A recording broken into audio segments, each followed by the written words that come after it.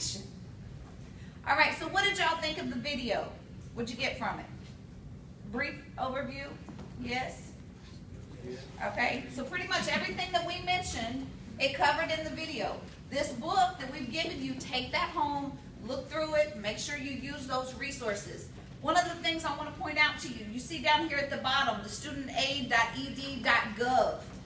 You have to be very cautious when you're going to the FAFSA websites, the student aid websites. This last part of the website where it says .gov, that's important. Sometimes some of these spam sites, they'll say FAFSA.com, C-O-M. I like to say that's a con, C-O-N, because they want you to pay them $50 to fill out a free application for you. Now, what sense does it make to pay $50 to try to help get free money, right? So make sure you're going to the .gov sites. Make sure you're, entering these websites in correctly, all right? Now, again, we've talked about these already. The grants, remember grants are good. G, grant, good, money, free money, right? That's what we should be checking for first. Now, what's some of the criteria for getting a grant? Who knows? When you fill out that FAFSA, what are they looking for? They ask for essays. For what? Essays, like essays and stuff. Some grants, some scholarships on the FAFSA website, they require like 1,000 word essays, something like that. Okay, now that's more on the scholarship side, but the FAFSA, you're putting in your tax information. Yes, sir? It depends on how much your income is. Okay, they're looking at your income, or what else are they looking for? Family income. And your family income, how many dependents you have, right? So how many of you have heard that expected family contribution, right? The whole reason is how much money do you have coming in, how much money is your school going to cost, and how many dependents do you have, all right? So that's how they calculate the grant money, that free money that the federal government will give you because you're an American citizen, you're a taxpayer. Remember, the FAFSA money and the GI Bill money, they're two different things. The GI Bill money you've gotten because you earned it with your honorable service. The FAFSA money, you've earned it because you're a tax-paying citizen in this great country. Everybody understand the difference? Can you double dip? Can you get both? Yes, that's the wonderful thing about it. I'm trying to help you get as much free money as possible. Stay away from these student loans. Get that GI Bill, get your, your housing stipend, get your book allowances, and get that FAFSA money on top of it. But just be very cautious about the student loans, all right? Now, the work study, we talked about that. They gave a little bit more of an explanation on the work study. The loans, again, loans, you have to pay them back. It's just like a house note, a car note, a credit card debt, all right? You're going to pay it back with interest. And then again, a good resource is that studentaid.gov. This book, again, take this as a resource. Make sure you use that. All right, a little bit further with the grants. The Pell Grant, that is probably the most common. The Pell Grant, the maximum each year is about $5,500, all right?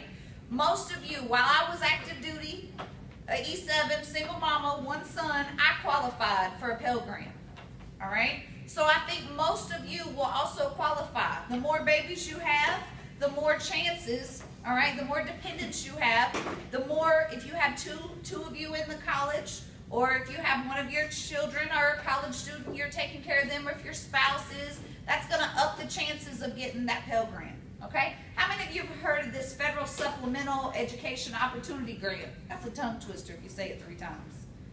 Has anybody heard of that? Do you know what that is? Basically, in simple terms, I like to say it's a Pell Grant on steroids, all right? That means you have an exceptional financial need, all right? Either your income is very, very low, or you've got a whole bunch of dependents. Your expected family contribution is low, so you need more assistance, all right? Other grants, anybody going into teaching? No?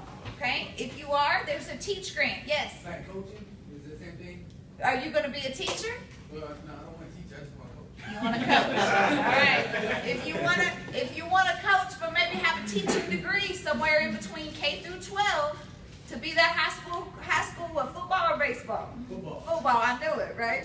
So for you to be that high school football coach, then you would have to get the Teach Grant and get $4,000 free money every year, 4 years, and then 2 years even at the graduate level.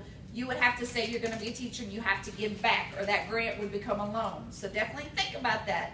But it's something to think about. Most schools, they want their teachers to be coaches. Very few of them hire out for the coaches. So just something to think about. And then the federal work study, which we talked about that. That's the jobs. Okay.